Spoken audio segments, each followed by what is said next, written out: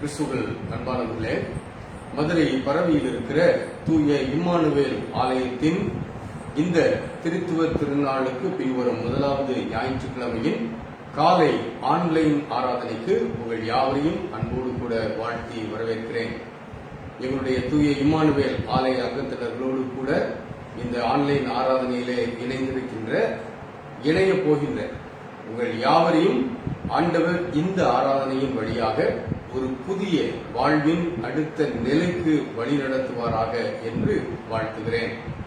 இந்த ஆராதனை பக்தி வினயத்தோடு கடைபிடிக்க வேண்டிய ஒரு ஆராதனை. ஆகையினாலே வீட்டிலே தானே இருக்கிறோம் என்று ஏனோ தானோ என்று இருக்காமல், நீங்கள் இந்த ஆராதனையிலே பாடப்படுகின்ற பாடல்களை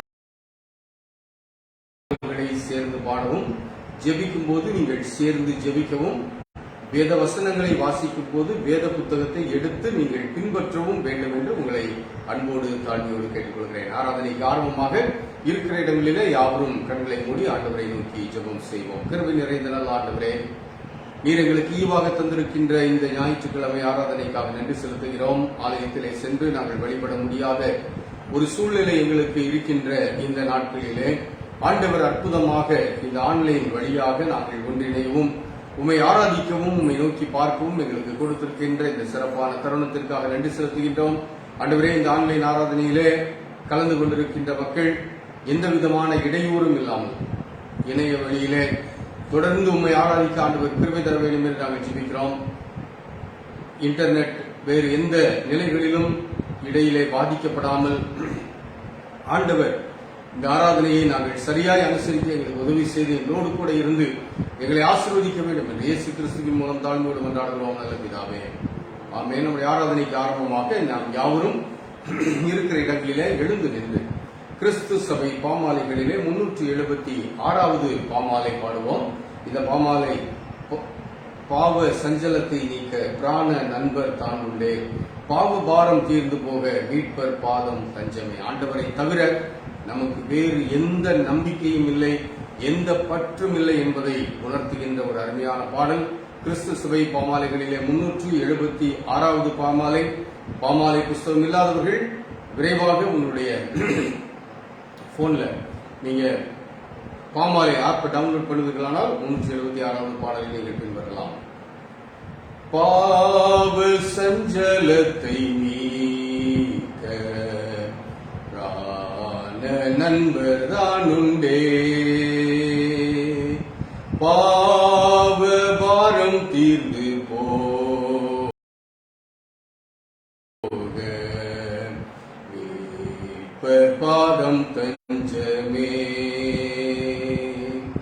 சால துக்க துன்பத்தாலே நெஞ்சம் நொந்து சோருங்கால், துன்பம் இன்பமாக மாறும் ஊக்கமான ஜெபத்தால், கஷ்ட நஷ்டம் உண்டானாலும் இயேசு வண்டை சேருவோம். மோச நாசம் நேரிட்டாலும் ஜெபதூபம் காட்டுவோம். நீக்குவாரே நெஞ்சின் நோவை, பலவீனம் தாங்குவார்.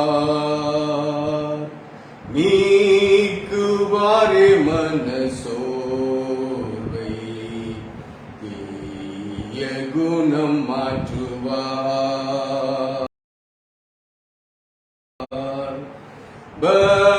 பலவீனமான போதும்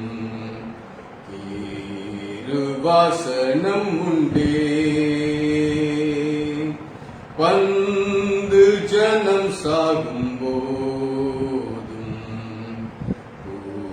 புகலிடம் இதுவே. ஓப்பில்லாத பிராணனேசா,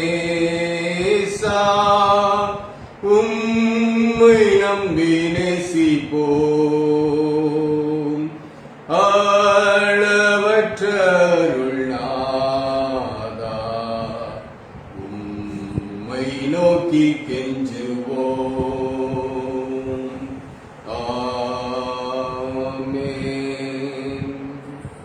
பாடம் வாசிக்க கேட்போம். இந்த நாளுக்கென்று பிரத்யேகமாக தெரிந்தெடுக்கப்பட்டிருக்கின்ற வேத பாடம் 33வது சங்கீதத்தின் 13வது வசனத்திலிருந்து அந்த சங்கீதம் முடிய உள்ள பகுதி. 33வது சங்கீதத்தின் 13வது வசனம் முதல் அந்த சங்கீதம் முடிய. கர்த்தர் வானத்தில் இருந்து நோக்கி பார்த்து எல்லா மனுபுத்திரரையும் காண்கிறார். தாம் வாசமாயிருக்கிற ஸ்தானத்திலிருந்து பூமியின் குடிகள் எல்லார் மேலும் கண்ணோட்டமாயிருக்கிறார். அவர்களுடைய இருதயங்களை எல்லாம் அவர் உருவாக்கி அவர்கள் செய்திகளை எல்லாம் கவனித்திருக்கிறார். எந்த ராஜாவும் தன் சேனையின் மிகுதியால் ரட்சிக்கப்படான், சௌரியவானும் தன் பலத்தின் மிகுதியால் தப்பான். ரட்சிக்கிறதற்கு குதிரை விருதா, அது தன் மிகுந்த வீரியத்தால் தப்புவியாது. தமக்கு பயந்து தமது கிருபைக்கு காத்திருக்கிறவர்களின் ஆத்துமாக்களை மரணத்திற்கு விலக்கி விடுவிக்கவும், பஞ்சத்தில் அவர்களை உயிரோடே காக்கவும் கர்த்தருடைய கண் அவர்கள் மேல் நோக்கமாயிருக்கிறது. நம்முடைய ஆத்துமா கர்த்தருக்கு காத்திருக்கிறது. அவரே நமக்கு துணையும் நமக்கு கேடகமுமானவர். அவருடைய பரிசுத்த நாமத்தை நாம் நம்பியிருக்கிறபடியால் நம்முடைய இருதயம் அவருக்குள் களிகூரும். கர்த்தாவே, நாங்கள் உம்மை நம்பியிருக்கிறபடியே உமது கிருபை எங்கள் மேல் இருப்பதாக. கிறிஸ்துவுக்குள் அன்பானவர்களே, இந்த ஞாயிற்றுக்கிழமை நம்முடைய தமிழகத்திலே முழு ஊரடங்கு அமல்படுத்தப்பட்டு 6வது ஞாயிற்றுக்கிழமை. கடந்த 5 வாரங்களை தாண்டி இந்த 6வது ஞாயிற்றுக்கிழமையும் நாம் ஆலயத்திற்கு செல்ல முடியாமல் ஆன்லைன் வழியாக ஆண்டவரை ஆராதித்துக் கொண்டிருக்கிறோம். முதல் 2 வாரங்கள் என்னுடைய சுகவீனத்தின் நிமித்தமாக நாம் ஆன்லைன் ஆராதனையை நாம் கடைபிடிக்கவில்லை. நம்முடைய வரிசையில் இது 4வது ஆராதனை. ஆண்டவர் இந்த நாட்களில் எல்லாம் நமக்கு எப்படி இருக்கிறார் என்பதை நாம் சற்று நிதானித்து பார்ப்போமானால், இன்றைக்கு நாம் நடந்து வந்து கொண்டிருக்கின்ற இந்த பயத்தின் பாதையிலே தைரியம் பெற்றவர்களாய் நாம் முன்னோக்கி செல்ல முடியும். ஏதேதோ பயமுறுத்தல்கள், ஏதேதோ நிகழ்ந்து விடுமோ என்ற அச்சம், ஒவ்வொரு துர்ச்செய்தியையும் கேட்கும் போது எவ்வளவாக உடைந்து உருக்குலைந்து போயிருக்கிறோம். இளவயதுக்காரர்கள், நடுவயதுக்காரர்கள், இவருடைய மரணங்கள் எல்லாம் நம்மை அசைக்கின்ற மரணங்களாய் அமைகின்றன. வயது முதிர்ந்தவர்களுடைய மரணங்களை கூட நாம் ஓரளவு தாங்கிக் கொண்டாலும், இழப்பு தான், ஓரளவு தாங்கிக் கொண்டாலும் இளவயது மரணங்கள், நடுவயது மரணங்கள், இவைகளையெல்லாம் நம்மாலே தாங்க முடியவில்லையே. செய்திகளை கேட்கும்போது, அந்த குடும்பத்தாருடைய கதறல்களை பார்க்கும்போது எவ்வளவாக உடைந்து போய், இதுபோலத்த ஒரு நிலை எனக்கு வந்துவிடக் கூடாது என்ற அச்சத்திலே ஆண்டவரை நெருங்கி, ஆண்டவரே என்னை நீர் காப்பாற்றும், என்னை நீர் கவனித்துக் கொள்ளும் என்று அவருடைய பாதத்திலே விழுந்து கிடக்கிறோம் இல்லையா? அன்பானவர்களே, இந்த மாதம், இந்த ஜூன் மாதம் ஆண்டவர் நமக்கு கொடுத்த ஒரு அற்புதமான வார்த்தை எத்தனை பேருக்கு நினைவிருக்கும் என்று தெரியவில்லை. நேரடியாய் கேட்பேனானால் 1ஆம் தேதி நம்முடைய, இது எல்லாருக்கும் தெரியாது, இது இம்மானுவேல் ஆலய அங்கத்தினர்களுக்கு மட்டும் வாய்ஸ் காலிலே வந்த தேவனுடைய இந்த மாதத்திற்கான வார்த்தை எத்தனை பேருக்கு அது நினைவிருக்கும் என்று எனக்கு தெரியவில்லை. இந்த மாத வார்த்தை 33வது சங்கீதத்தின் 18ஆம் 19ஆம் வசனங்களை ஆண்டவர் நமக்கு தைரியமாய் கொடுத்தார். தமக்கு பயந்து தமது கிருபைக்கு காத்திருக்கிறவர்களின் ஆத்துமாக்களை மரணத்திற்கு விலக்கி விடுவிக்கவும், பஞ்சத்தில் அவர்களை உயிரோடே காக்கவும் கர்த்தருடைய கண் அவர்கள் மேல் நோக்கமாயிருக்கிறது. என் அன்பான தெய்வ மக்களே, அன்பான இம்மானுவேல் ஆலய அங்கத்தினர்களே, இந்த ஆன்லைன் ஆராதனையிலே எங்களோடு இணைந்திருக்கின்ற அன்பான தெய்வ மக்களே, நாம் எதற்கும் அஞ்ச வேண்டாம், எதற்கும் கலங்க வேண்டாம், எதை குறித்தும் நாம் பயப்பட வேண்டிய அவசியமில்லை என்பதற்கு காரணம் என்ன தெரியுமா? கர்த்தருடைய கண் அவர்கள் மேல், யார் மேல? கர்த்தருக்கு பயந்து அவருடைய கிருபைக்கு காத்திருக்கிறவர்கள் மேலே கர்த்தருடைய கண் நோக்கமாயிருக்கிறது. இன்னைக்கு நீங்கள் நானும் வேதம் காட்டுகின்ற இந்த பாதையின்படி நாம் நடப்போமானால் ஆண்டவருடைய கண் நம்மேலே நோக்கமாயிருக்கிறது, ஆண்டவருடைய கண் என்னை பார்த்து கொண்டிருக்கிறது என்பது எவ்வளவு பெரிய நம்பிக்கை இல்லையா? சின்ன பிள்ளைகள், நம்ம சின்ன பிள்ளைகளாக இருக்கும்போது செய்தது, ஆனால் நமக்கு இப்போ அது தெரியாது. ஆனால் இன்றைக்கு சிறு பிள்ளைகள் செய்கின்ற காரியங்களை கொஞ்சம் திரும்பி பார்ப்போமே. நம்மோடு வந்து கொண்டிருப்பார்கள், திடீரென்று நன்றாய் நடப்பதற்கு ஒரு பாதை கிடைத்திருந்தால் வேகமா ஓடுவாங்க. பேச தெரியாத அந்த நடக்கிற பருவத்தில் வச்சிருக்கோமே, அந்த பிள்ளை கொஞ்சம் தூரம் ஓடிடும். நம்ம பின்னால் வந்து ஏன்னு பதறிட்டு ஓடுவோம். ஆனா அந்த பிள்ளை கொஞ்ச தூரம் போய்விட்டு கட்டாயமாக நின்று திரும்பி பார்க்கும். ஏன் தெரியுமா? என் பெற்றோர் என்னை பார்த்து கொண்டிருக்கிறார்கள், திரும்பி பார்க்கும். நம்ம அதை தான் பார்க்கிறோம், அதுக்கு நம்ம இன்டராக்ட் பண்றோம், உடனே திரும்ப வேகமா ஓட ஆரம்பிக்கும். இடையிடையே இப்படி திரும்பி திரும்பி பார்த்து செல்வது வழக்கம். சின்ன பிள்ளைகளுக்கு மட்டும் இல்ல, நமக்குமே அப்படிதான். ஒரு நம்ம கூட வர்றாங்க அப்படின்னா இடையிடையே நம்ம திரும்பி பார்ப்போம் இல்லையா? நம்ம கூட வர்றவங்க வந்துட்டு இருக்கிறாங்களா, எவ்வளவு டிஸ்டன்ஸ்ல வர்றாங்க, என்ன பண்றாங்க, பார்த்து செல்வோமே. அப்ப அந்த யாரை நம்ம பார்க்கிறோமோ அவங்களுக்குள்ள ஒரு நம்பிக்கையும் சரி, அல்லது ஒன்றுமணியா பருவத்துல நம்ம பார்க்கும் போது நமக்கு இருந்த நம்பிக்கை என்ன, அவங்க என்னை பார்த்து கொண்டிருக்கிறார்கள். நான் திரும்பி பார்க்கும்போது அவர்கள் என்னை பார்த்து விட்டார்கள், ஆனால் ஒரு தைரியம். ஏனென்றால் நான் தனியா போகல, ஒருவேளை நான் தனியா போறேன், ஆனாலும் என்னை என்னுடையவர்கள் கவனித்துக் கொண்டிருக்கிறார்கள், என் பெற்றோர் என்னை கவனிக்கிறார்கள், என்னுடன் வருபவர்கள் என்னை கவனிக்கிறாங்க. ஆக நாங்க தவறி போய்விட மாட்டோம். ஒருத்தர் ஒருத்தர் பார்த்து கொண்டே போவதனாலே நாம் தவறி விடுவதற்கு வாய்ப்பு மிக மிக குறைவு என்ற ஒரு நம்பிக்கையில தொடர்ந்து முன்னோக்கி போய் கொண்டிருக்கிறோம் இல்லையா? இதே போல இன்னைக்கு நம்ம ஒரு தனிமையின் பாதையிலே போகிறோம் என்ற ஒரு அச்சத்திலே போய் கொண்டிருக்கிறோம். நமக்கு முன்னால எல்லாமே இருண்டது போல இருக்கிறது. எதிர்காலம் எல்லா நிலைகளிலும் படிக்கிற பிள்ளைகளுக்கு படிப்பு காரியங்கள் அவர்களுடைய எதிர்காலம் இருண்டது போல இருக்கிறது. வேலை செய்கின்றவர்களுக்கு முழுமையான சம்பளம் கிடைக்குமா, அல்லது வேலை தொடர்ந்து எனக்கு இருக்குமா என்ற பல நிலைகளிலே அச்சம். எதிர்காலம் இருள் சூழ்ந்தது போல இருக்கிறது. இன்னும் 3வது அலை வரும், 4வது அலை வரும் என்றெல்லாம் அச்சுறுத்தல்கள் நமக்கு முன்னால் இருக்கின்றன.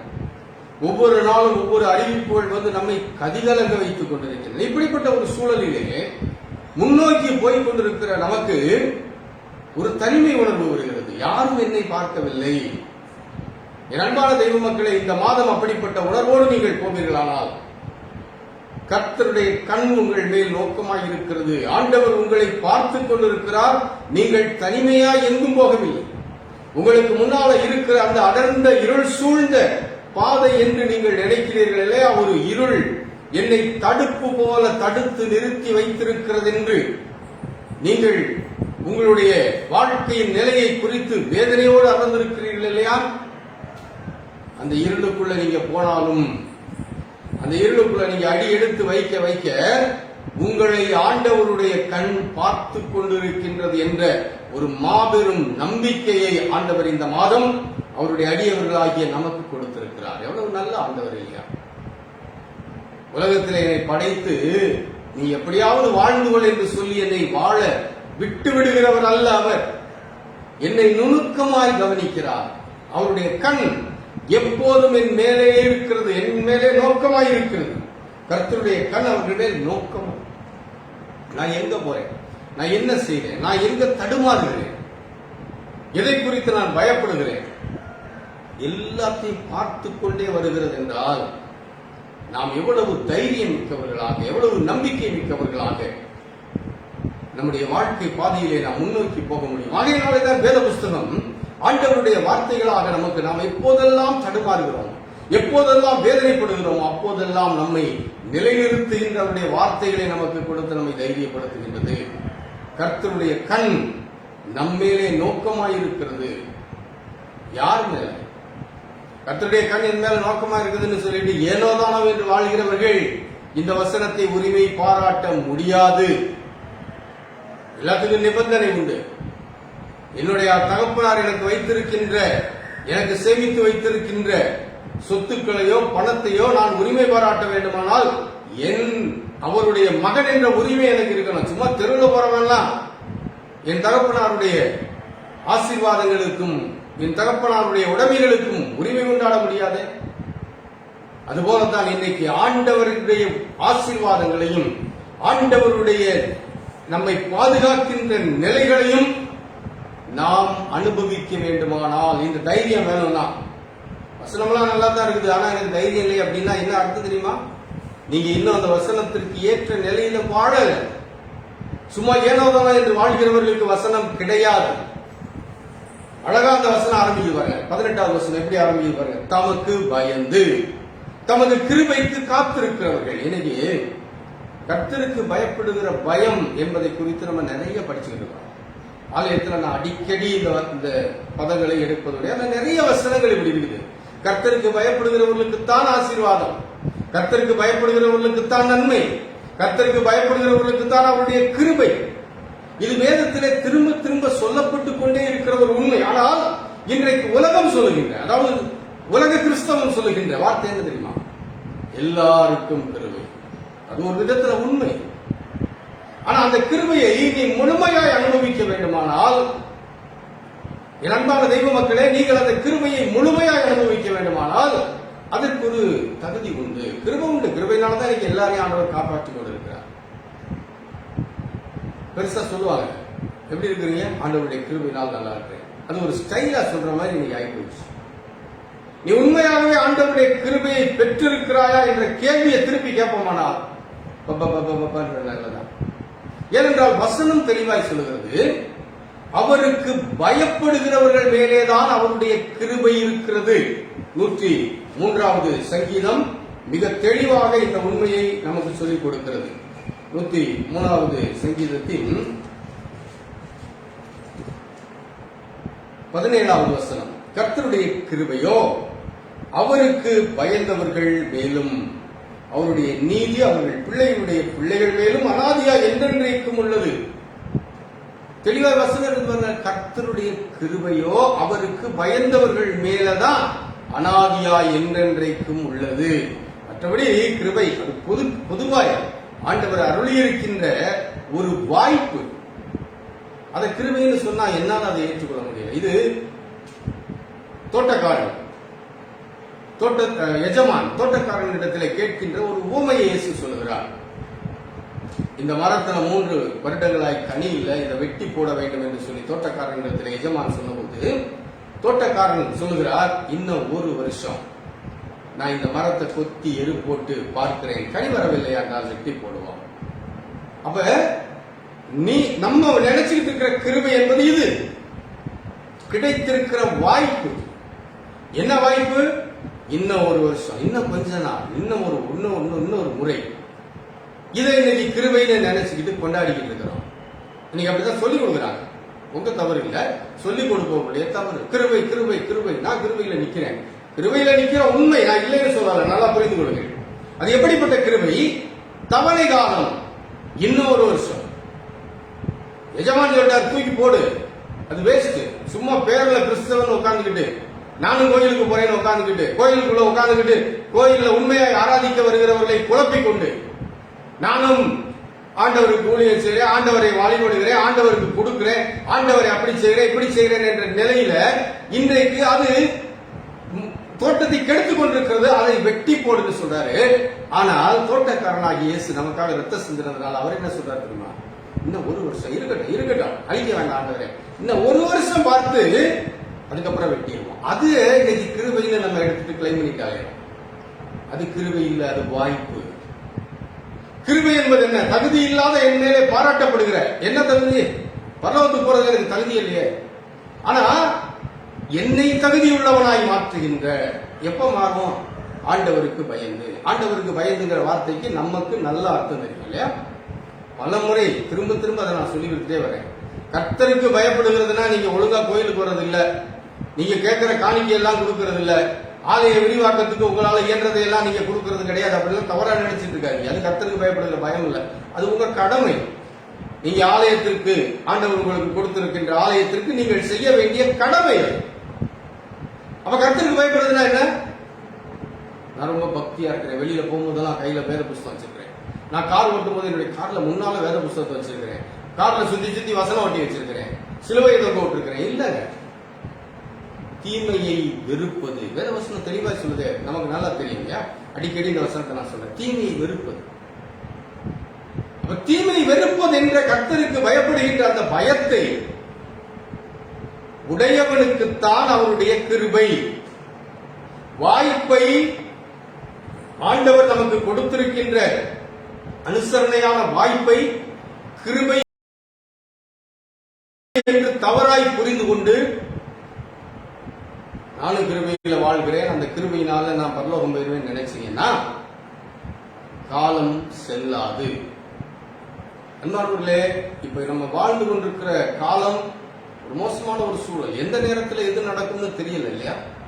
நான் கடந்த வாரம் ஒருத்தர் என்னோட பகிர்ந்து கொண்டதை சொன்னேன். யாராவது ஒருத்தர் என் நினைவுக்கு வந்து பேசணும்னு நான் நினைச்சிட்டேன்னா உடனே பேசிடுறேன். ஏன்னா நாளைக்கு நான் இருப்பேன்னு தெரியல, அவங்க இருப்பாங்களான்னு தெரியல. ஒரு மோசமான சூழ்நிலையில் இருக்கிறோம்.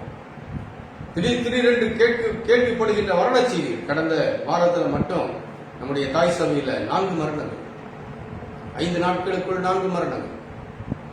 ஒரு மோசமான காலகட்டத்தில் இருக்கிறோம்.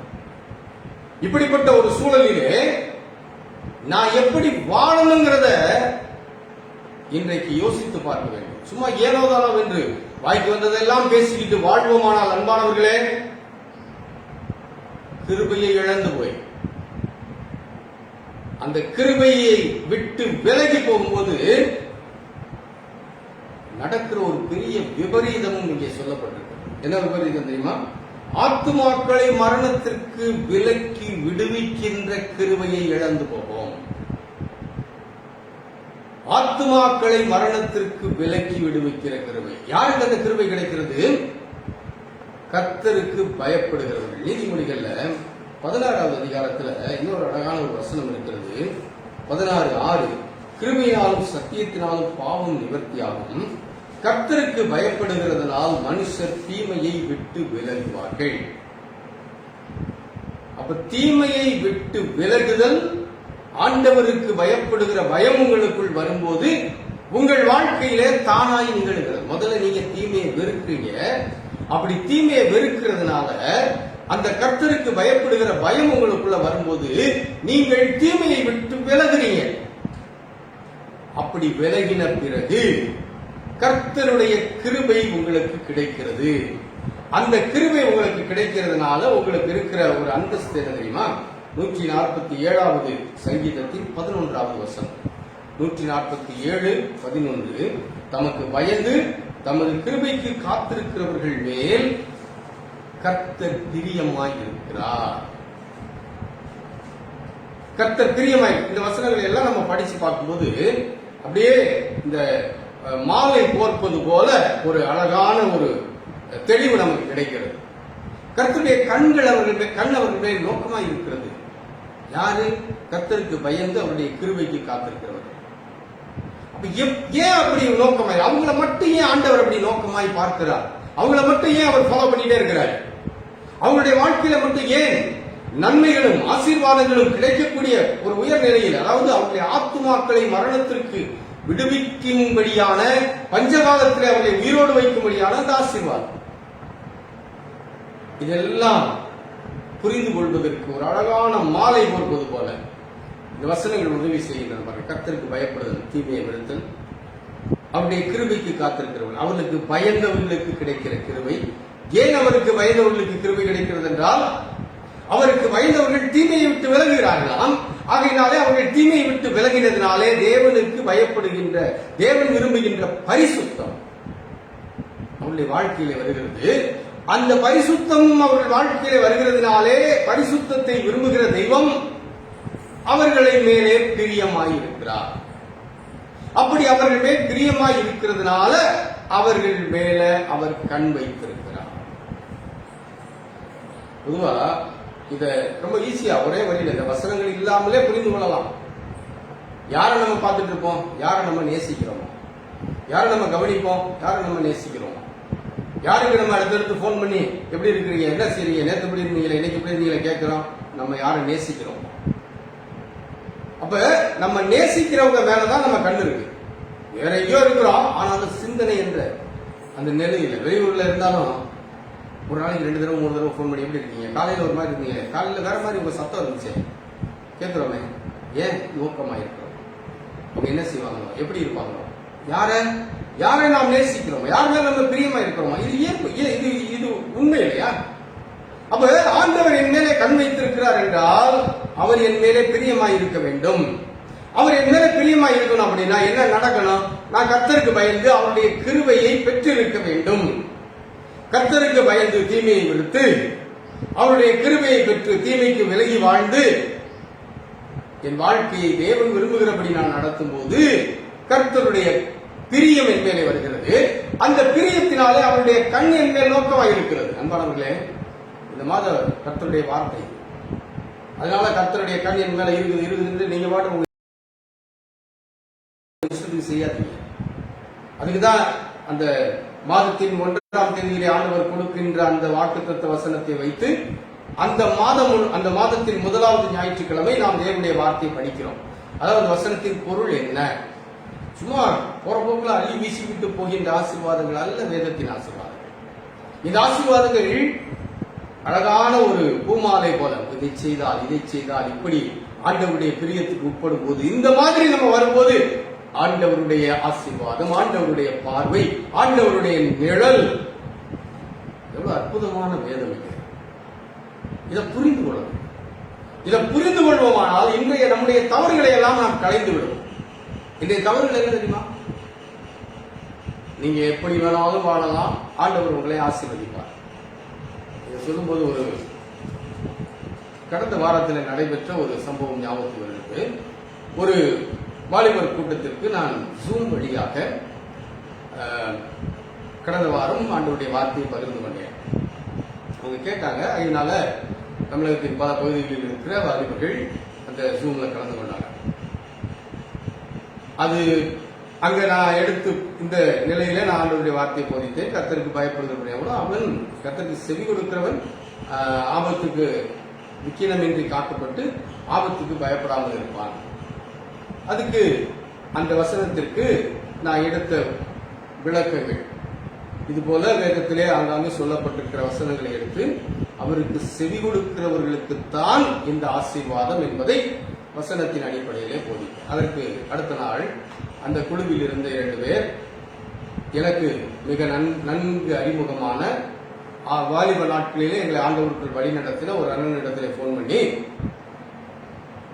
ஜாஷுவா நல்லா பேசினாங்க, நல்ல ஒரு வசனத்தை எடுத்து ஆறுதலா பேசினாங்க. ஆனா சொன்ன சில காரியங்கள் எங்களுக்கு விளக்கல. ஆண்டவர் என்ன இப்படி நிபந்தனை வைக்கின்றாரா? நீங்க இப்படி செஞ்சாதான் இப்படி செய்வாரா? அவங்க அப்படி பேசினாங்க. அது எங்களுக்கு புரிந்து கொள்ள முடியவில்லை என்று சொன்னாங்க. அப்ப என்னை வழிநடத்தின அந்த அண்ணனுக்கு நான் என்ன பேசினேன்னு தெரியாது, எந்த பகுதி எடுத்தேன்னு தெரியாது. அப்ப அவங்க சொல்லி இருக்கிறாங்க, ஜாஷுவா பிரசங்கம்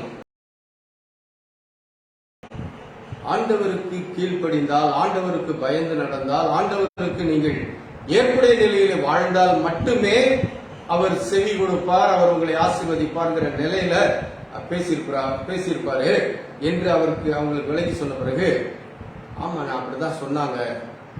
இப்ப எங்களுக்கு தான் அதை ஏற்றுக்கொள்ள முடியாது. காரணம் என்ன தெரியுமா? தலைவலி வந்தா இவங்க ஜெபம் பண்ண மாட்டாங்க, இவங்க ஒரு ஆள்கிட்ட போவாங்க.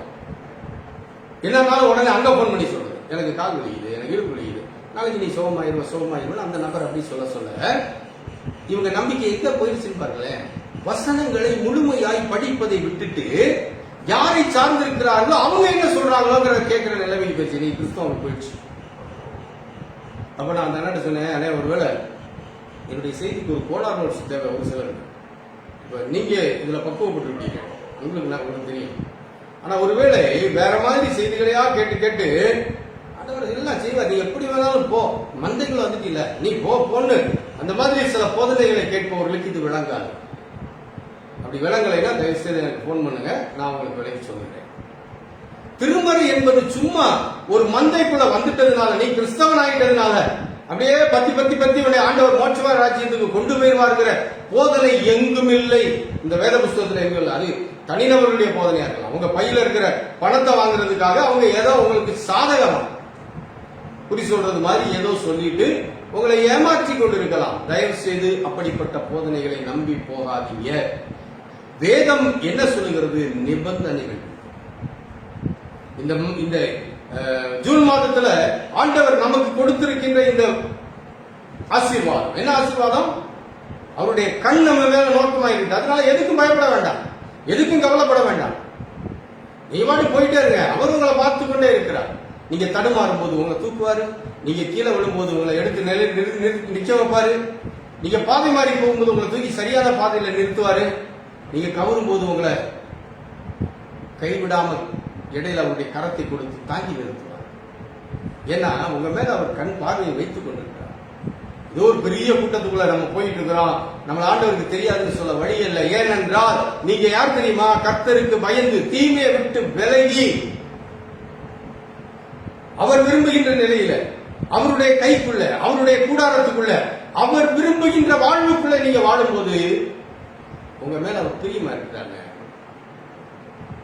அப்பதான் உங்க மேல பிரியமா இருக்கிறாரு. அந்த பிரியத்தினால் அவர் உங்களை மரணத்தினின்று விடுவிக்கிறார். மரணம் உடனே பிசிக்கல் மரணத்தை நினைச்சார். அந்த வசனம் அழகாய் சொல்லுகிறது, ஆத்துமாக்களை மரணத்திற்கு விலக்கி விடுவிக்க உங்கள் மேல் நோக்கமாயிருக்கிறார். சரீர மரணத்தை குறிப்பிடல. அப்படின்னா எனக்கு எந்த மரணமும் வராதுன்னு தைரியமாய் சொல்ல முடியாது. அதனால மரித்தவர்கள் எல்லாரும் அநீதியாய் மரித்து நீதிமான்களாய் வாழல, அதனால அவங்க செத்து போயிட்டாங்கன்னு சொல்ல முடியாது. வேதம் அழகாய் சொல்லுகிறது, 116வது சங்கீதத்தின் 15வது வசனம், கர்த்தருடைய பரிசுத்தவான்களின் மரணம் அவர் பார்வைக்கு அருமையானது, தீங்கு நாட்கள் வருமானால் எடுத்துக் கொள்கிறார். ஏசாயாவின் வழியாக ஆண்டவர் சொன்ன வார்த்தை. அப்ப பரிசுத்தவான்களின் மரணம் ஆண்டவருக்கு அருமையானது. அதனால மரணம் அடைந்தவர்கள் எல்லாரும் ஏழாவது வாழ்ந்தவர்கள் என்று நாம் தீர்ப்பு சொல்லிவிட முடியாததுக்கு நமக்கு உரிமை இல்லை. ஆண்டவர் என்னை காப்பாற்றி இருக்கிறார், ஆகினால் நான் நீதிமான் சொல்ல முடியும். ஒரு நோக்கத்திற்காக என்னை வைத்திருக்கலாம், இன்னும் வாய்ப்பை கொடுத்து என்னை வைத்திருக்கலாம். ஏதோ ஒரு காரணம், அது அவருக்கு தான் தெரியும். அதுக்குள்ள நம்ம தலையிட்டால் அதுக்கு விடை கிடைக்கும். சரி, இப்ப இங்க சொல்லப்பட்டிருக்கிற வார்த்தை என்ன? ஒருவேளை சரீர மரணம் நேர்ந்து விட்டாலும் அவர்களுடைய ஆத்துமாக்களை, மரித்தவர்களுடைய ஆத்துமாக்களை, அன்பானவர்களே, உடல் மரணம் அடைகிறது, உடல் அடக்கம் பண்ணப்படுகிறது அல்லது உடல் எரிக்கப்படுகிறது. ஆனால் இதற்குள் இருக்கின்ற ஆத்மா என்று சொல்லப்படுகின்ற அல்லது ஆவி என்று சொல்லப்படுகின்ற, கண்ணுக்கு தெரியாத, இன்னும் யாருக்கும் புரிந்து விளங்கிக் கொள்ள முடியாது, அதெல்லாம் விளங்கிக் கொள்ள முடியாது, தேவ ரகசியம், விளங்கிக் கொள்ள முடியாத, புரிந்து கொள்ள முடியாத அந்த ஆவி, அந்த ஆத்மா தேவனிடத்திற்கு போகிறது. பிரசங்கி 12வது அதிகாரத்திலே அதை தெளிவாய் எழுதி வைத்திருக்கிறார். வேத புஸ்தகம் நமக்கு அதை கற்றுக் கொடுக்கிறது. 12வது அதிகாரம் பிரசங்கியின் புஸ்தகம் 7வது வசனம், இவ்விதமாய் மண்ணானது தான் முன்னிருந்த பூமிக்கு திரும்பி, உடல், ஏன்னா இது ஆண்டவர் மண்ணிலிருந்து உருவாக்கினார் இல்லையா ஆதாமை, அதனாலதான் அவர் சொல்றாரு, மண்ணானது இவ்விதமாய் மண்ணானது தான் முன்னிருந்த பூமிக்கு திரும்பியது. உடலை சொல்லுகிறார், இந்த சரீரத்தை சொல்லுகிறார். இது முன்னிருந்த பூமிக்கு திரும்புகிறது, மண்ணுக்கு போது. ஆனால் இதற்குள்ளே அவர் ஆவியை ஊதி மனிதனை ஜீவாத்மாவாக்கினார் இல்லையா, அந்த ஆத்மா அது பூமிக்கு போகாது, அது தன்னை படைத்த தேவனிடத்திற்கு மறுபடியும் போகிறது. படைப்பை கொஞ்சம் திரும்பி பாருங்க. ஆதாமை படைத்த போது மண்ணிலே அவனை உருவாக்கினார். உருவாக்கிட்டு அந்த மண் பூமிக்கு தன்னுடைய ஆவியை ஊதி அவனை ஜீவாத்மாவாக்கினார். அப்ப 2 நிலைகள் இருக்கின்றன. ஒன்று மண், பூமிக்குரியது. இன்னொன்னு தேவனுக்குரியது, அது நம்முடைய ஆவி, ஆத்மா. இப்ப அதைத்தான் பிரசங்கி அழகாக நமக்கு புரிந்து கொள்ளும்படியாக வேத பகுதியை கொடுக்கிறார். மண்ணானது, இந்த சரீரமானது பூமிக்கு போகுது. இதை பூமியில புதைக்கிறோம், எரிக்கிறோம், ஏதோ செய்கிறோம், முடிந்து விடுகிறது.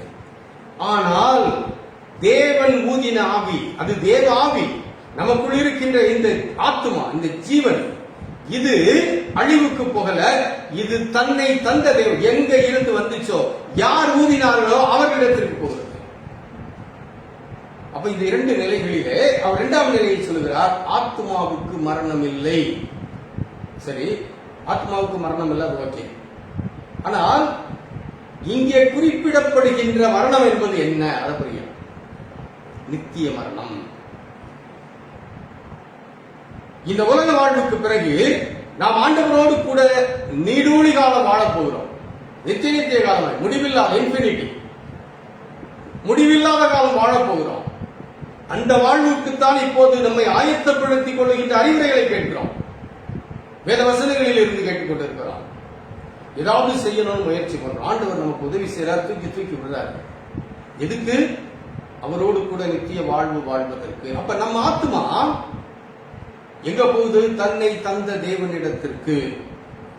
நித்திய காலமாய் அழிவில்லாத பரலோக வாழ்வு வாழ்வதற்கு நம்முடைய ஆத்மா ஆயத்தமாக வேண்டும்.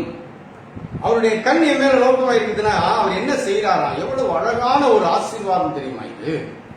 இந்த உலக மரணத்தை குறித்து கூறவில்லை. ஒருவேளை அந்த மரணம் நிகழ்ந்தாலும் அது ஏற்றுக்கொண்டுதான் ஆக வேண்டும். உலகத்துக்குள்ள பிறந்தவர்களுக்கு ஒரு நாள் மரணம் உண்டு, யாரா இருந்தாலும் சரி. ஒருத்தருக்கு பாலிய வயதிலே நடக்கிறது, நடுவயதிலே நடக்கிறது, வாலிப வயதிலே நடக்கிறது, முதிர் வயதிலே நடக்கிறது. அது தேவனுடைய திட்டம். ஆனால் மரணம் என்பது நிச்சயம் உண்டு. அந்த மரணத்தோடு மரணமாய் இங்கே குறிப்பிடுகின்ற மரணம் என்பது என்ன?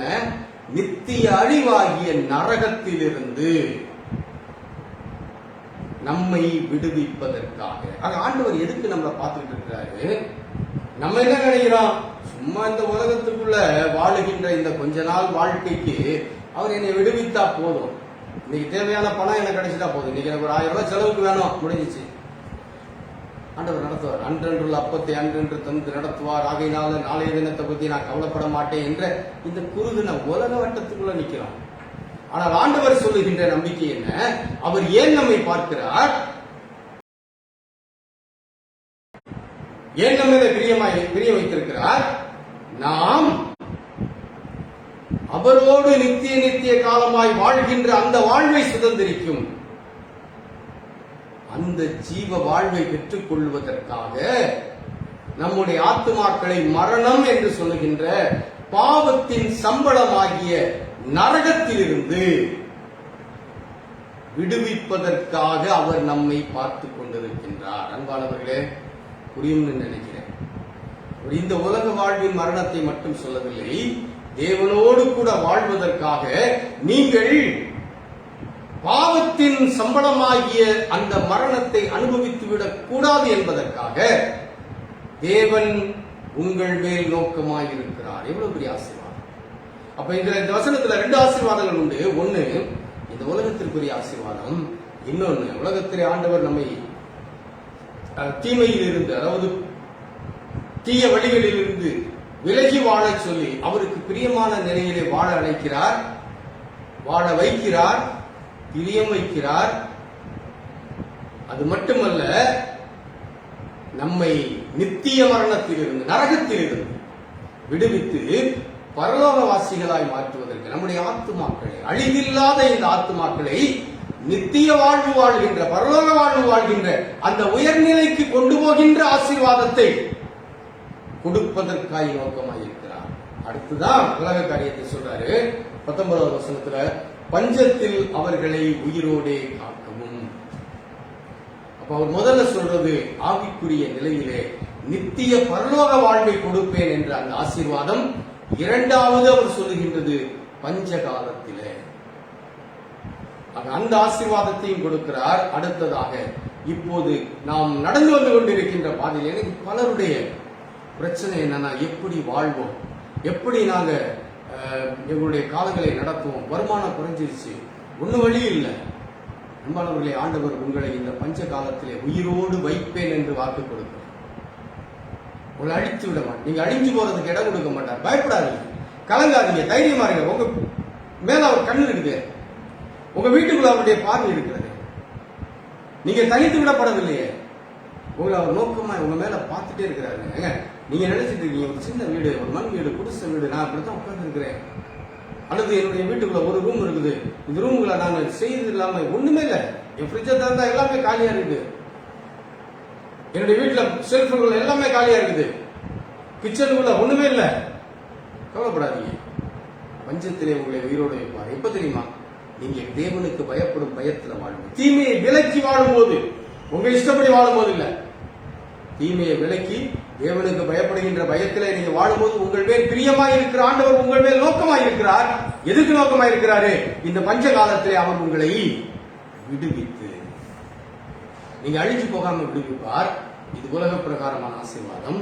அது மட்டுமல்ல, அவர் உங்கள் மேலே பிரியமாய் இருக்கிறதுனாலே உங்கள் ஆத்துமாக்களையும் அவர் மரணத்தினின்று விடுவிக்கிறார். நித்திய நித்திய காலமாய் தேவனோடு கூட வாழுகின்ற அந்த பெருவாழ்வை உங்களுக்கு தருகிறார்.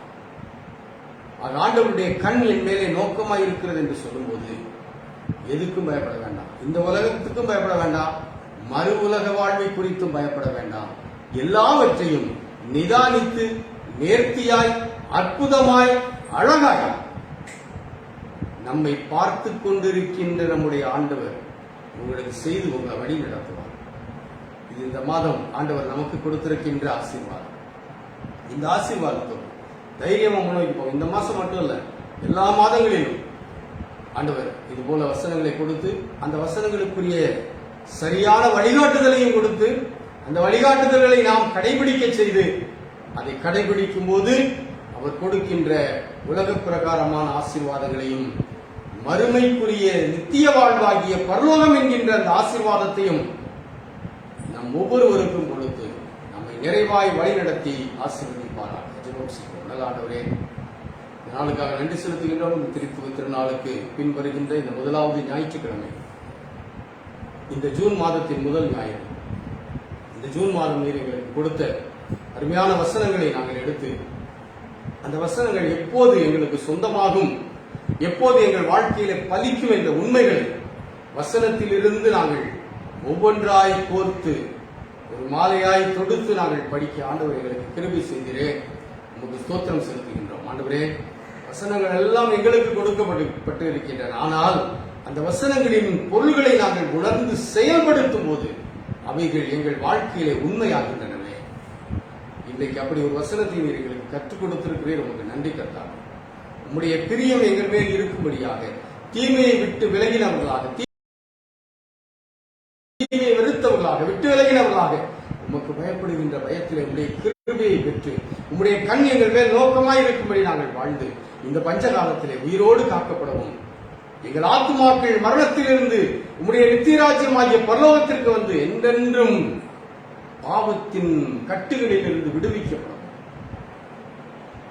எங்களை பார்க்கிற ஆண்டவரே, இதற்கு எங்களுக்கு உதவி செய்ய வேண்டும் என்று சொல்லிக்கிறோம். எங்கள் மக்களுக்கு இந்த உதவி இருந்தார். இந்த வசனங்களின்படி தங்களை தற்காத்து வாழ உதவி செய்யும். ஆண்டவரே, இந்த வேளையிலே எங்களுடைய திருச்செய் மக்களுக்காக ஜெபிக்கிறோம். ஒவ்வொருவருக்கும் வேண்டிய கிருபைகளை தார், ஒவ்வொருவருக்கு வேண்டிய பலனை தார், ஒவ்வொருவருக்கு வேண்டிய மன ஆறுதலை தார். பயங்கள் எல்லாவற்றையும் நீக்கி போடுகிறார். உம்முடைய பலத்தோடு உம்முடைய ஆசீர்வாதத்தோடு அவர்கள் தைரியமாய் முன்னோக்கி வருவதற்கான கிருபைதான். தேவைகள் எல்லாவற்றையும் சந்தி சிறு குழந்தைகளிலிருந்து வயது முதிர்ந்தவர்கள் வரைக்கும் ஒவ்வொருவரையும் ஆண்டவரே உம்முடைய அற்புத கரம் அப்படியே பொத்தி வளர்க்கட்டுகிறார். ஒவ்வொருவரையும் கரத்திற்குள்ளே நீர் அற்புதமாய் எடுத்து வைத்து ஒவ்வொருவரையும் நீர் வழிநடத்த வேண்டும் என்று சொல்லியிருக்கிறோம். எங்கள் திருச்செய் மக்கள் மட்டுமல்ல, இந்த ஆன்லைன் ஆராதனையிலே கலந்து கொண்டிருக்கிறவர்கள் மட்டுமல்ல, இனி இதை பார்க்க போகிறவர்கள் ஒவ்வொருவருக்கும் ஆண்டவரே நீர் இந்த ஆசீர்வாதத்தை உடைய கிருபையினாலே நீர் நிறைவாய்த்தார். இந்த வாரம் ஆலயங்கள் அடைக்கப்பட்டிருந்தாலும் நாங்கள் வீட்டிலே இருந்த நிலையிலேயே உடைய வார்த்தைகளை கேட்க ஆண்டவர்களுக்கு கொடுத்த இந்த சிறப்பான சாக்கியத்திற்காக நன்றி செலுத்துகிறோம். ஆலயத்தில் அனைத்து காரியங்களிலும் ஆண்டவரே நீர் எங்களை பயன்படுத்தி முன்னெடுத்து சென்று நாங்கள் செய்ய திட்டமிட்டிருக்கிற எல்லா காரியங்களும் லாக்டவுன் முடிந்த பிறகு கிரமமாய் செய்யப்படுவதற்கு ஆண்டவரே நீர் உதவி செய்யும். ஆலய விரிவாக்க காரியங்கள் எதுவும் தடைபடாமல் ஆண்டவரே நடைபெறுவதற்கு நீர் உதவி செய்ய சுவாமி. கொடுக்கின்ற உள்ளங்களை நீர் ஆயத்தப்படுத்தி தடையில்லாமல் கொடுப்பதற்கு ஆண்டவரே நீர் கிருபைதான். எங்கள் ஒவ்வொருவரையும் உடைய கரத்திலே தாழ்த்தி தருகிறோம். எங்களை நீர் வழி நடத்தும். எங்களை அச்சுறுத்தி கொண்டிருக்கின்ற கொரோனாவின் கொடுமை சீக்கிரமாக எங்களை விட்டு விலகட்டுகிறார். பாதிக்கப்பட்டிருக்கிறவர்கள், பாதிக்கப்பட்டு விடுவோம் என்ற பயத்தில் இருக்கிறவர்கள் ஒவ்வொருவரையும் ஆண்டவரே நீர் ஆற்றி தேற்றி அரவணைத்து காத்துக்கொள்ளும். இந்த கொரோனா பாதிப்பினாலே பொருளாதார நிலையிலே சீர்குலைந்த நிலையில் இருக்கிறவர்கள், படிக்கிற பிள்ளைகள், வியாபாரம் செய்கின்றவர்கள், தொழில் செய்கின்றவர்கள், வேலையிலிருந்து வீட்டில் இருக்கிறவர்கள் ஒவ்வொருவரையும் ஆண்டவருடைய கரத்தில் தருகிறோம். நீர் பலப்படுத்தும், நீர் ஆசீர்வதியும். நீர் ஒவ்வொருவரையும் ஆண்டவரே உங்களுடைய கரத்திலே வைத்து தாங்கிக் கொள்ளும். இந்த கொரோனாவின் பாதிப்புக்கு உள்ளாகி இருக்கிற ஒவ்வொருவரையும் சளி, இருமல் மற்ற எல்லா பிரச்சனைகளிலும் இருந்து ஆண்டவரே நீர் விடுவித்து உடைய பிள்ளைகளை அற்புதமாய் நீர் நிலைநிறுத்தும். தொடர்ந்து நாங்கள் ஒருவர் நேரடியாய் சந்திக்கும் வரைக்கும் ஆண்டவருடைய கிருபையங்களை விதமாய் ஆன்லைன் வழியாகவும் தொலைபேசி வழியாகவும் நாங்கள் ஒருவரையொரு தொடர்பு கொண்டு எங்களுடைய விசுவாசத்தை நாங்கள் பலப்படுத்திக் கொள்ளவும் ஒருவருக்காய் ஒருவர் செபிக்கவும் ஆண்டவர் இருக்கிறார். தொடர்ந்து கருத்து பிள்ளைகளை தாழ்த்தி தருகிறோம். ஆசீர்வதி வழி நடக்கும் இயேசு கிறிஸ்துவின் ஜெபிக்கிறோம் நல்ல பிதாவே. ஆமென். நம்முடைய ஆண்டவராகிய இயேசு கிறிஸ்துவின் கிருபையும் பிதாவாகிய தேவனுடைய அன்பு பரிசுத்தாவியினுடைய ஐக்கியமும் ஆசீர்வாதம் வழி நடக்கும் உங்கள் ஒவ்வொருவரோடும் என்றென்றும் தங்கியிருப்பதாக. ஆமென். தெய்வ ஆசீர்வாதத்தோடு அடியாரை அனுப்பும் வார்த்தை என்னும் அப்பத்தாலே போஷித்து வளர்ப்பியும் இப்போதும் தேடி வந்து மனதார போற்றினோம். உச்சலோகத்தில் கழித்து உம்மை வாழ்த்தி தொழுவோம். ஆமென். கர்த்தர் உங்களோடு இருந்து உங்களை ஆசீர்வதிப்பாராக. ஆமென். ஆண்டவர் சித்தமான திரும்ப வார்த்தை ஞாயிற்றுக்கிழமை இதே போல காலை 9:30 மணிக்கு இன்னொரு ஆன்லைன் ஆராதனையிலே நாம் சந்திப்போம். அதுவரைக்கும் கர்த்தரின் கிருபை உங்களோடு இருப்பதாக.